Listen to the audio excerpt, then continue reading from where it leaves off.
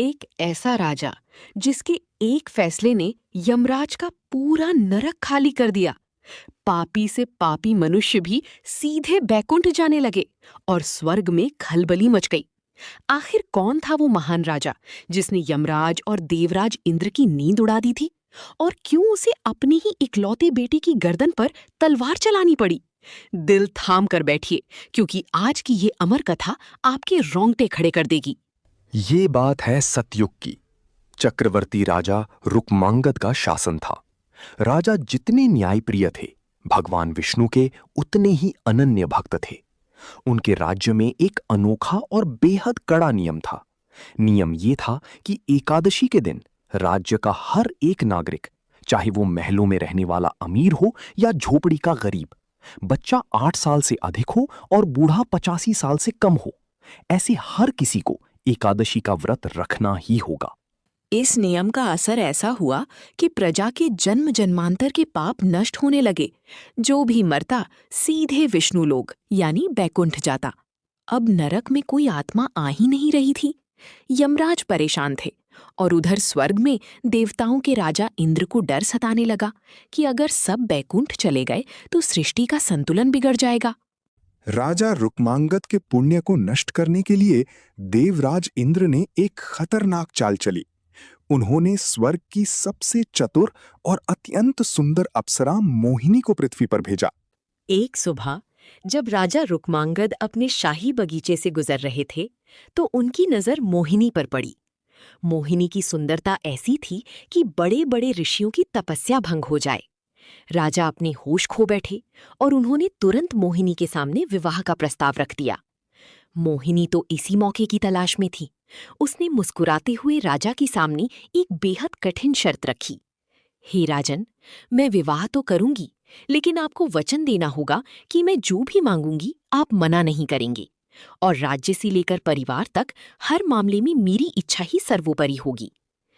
काम के वश में होकर राजा भूल गए कि वो कितनी बड़ी संकट को न्योता दे रहे हैं। उन्होंने बिना सोचे समझे वचन दे दिया, मुझे तुम्हारी हर शर्त मंजूर है मोहिनी। समय बीतता गया और फिर आया कार्तिक मास की प्रबोधिनी एकादशी का महापर्व। हमेशा की तरह राजा ने राज्य में ढिंढोरा पिटवा दिया और खुद व्रत के अनुष्ठान में बैठ गए। तभी वहां मोहिनी आई।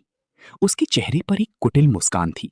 उसने कहा, महाराज, आज मैं चाहती हूं कि आप ये व्रत ना रखें, मेरे साथ बैठकर भोजन करें और जीवन का आनंद लें।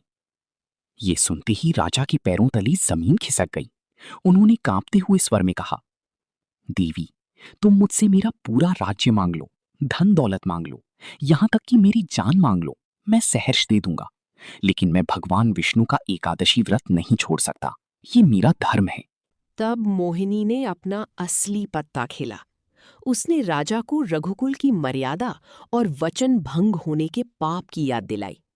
जब राजा टस से मस नहीं हुए, तो मोहिनी ने एक ऐसी क्रूर शर्त रख दी जिसकी कल्पना किसी ने नहीं की थी।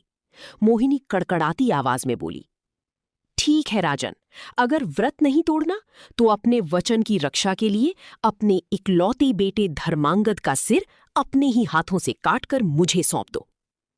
राजा रुक्मांगद महाधर्म संकट में थे। एक तरफ पितृमोह और इकलौती बेटे की हत्या का पाप, और दूसरी तरफ भगवान विष्णु की भक्ति और अपना वचन। राजा फूट फूट कर रोने लगे। तभी वहां उनका आज्ञाकारी पुत्र राजकुमार धर्मांगद आया।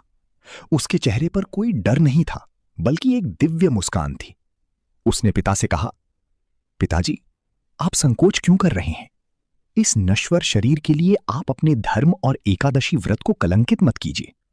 मेरे लिए इससे बड़ा सौभाग्य क्या होगा कि मेरा शीश आपके वचन और धर्म के काम आए। आप सहर्ष मेरा सिर काट दीजिए। भरे दरबार में सन्नाटा पसर गया। राजा रुक्मांगद ने रोते हुए भारी मन से अपनी म्यान से तलवार निकाली। उन्होंने आंखें बंद की, भगवान विष्णु का स्मरण किया, और जैसे ही अपनी बेटी की गर्दन पर वार करने के लिए तलवार उठाई, तभी एक महाचमत्कार हुआ। आसमान से तेज रोशनी चमकी और साक्षात भगवान विष्णु प्रकट हो गए। उन्होंने हवा में ही राजा का हाथ पकड़ लिया और तलवार को रोक दिया। मोहिनी का मायावी रूप गायब हो चुका था, क्योंकि वो कोई और नहीं, देवताओं की ली गई एक परीक्षा मात्र थी। भगवान विष्णु ने राजा को गले से लगा लिया और कहा, हे राजन, तुम्हारी जैसी धर्मनिष्ठा इस संसार में दुर्लभ है। तुमने पुत्र मोह त्याग कर मेरे व्रत और अपने वचन को चुना। तुम इस परीक्षा में पूर्णतः सफल हुए।